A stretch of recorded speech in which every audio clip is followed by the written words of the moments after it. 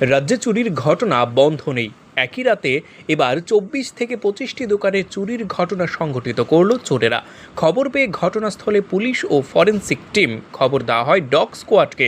মঙ্গলবার গভীর রাতে চুরির ঘটনাটি সংঘটিত হয় বিলুনিয়া থানাধীন উত্তর ভারত বাজারে। ২৪ থেকে ২৫টি দোকানের দরজা ভেঙে চোরের দল নগদ টাকা সহ প্রয়োজনীয় জিনিসপত্র নিয়ে যায় এবং একটি দোকানে তালা ভেঙে ভেতরে পেট্রোল ঢেলে আগুন লাগিয়ে দেওয়ার চেষ্টা করে বলেও অভিযোগ।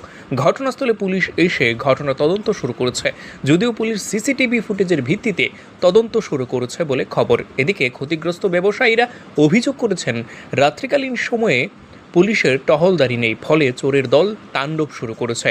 এই ঘটনায় পুলিশ প্রশাসনের কাছে সুষ্ঠু তদন্তের আর্জি জানিয়েছেন ক্ষতিগ্রস্ত ব্যবসায়ীরা।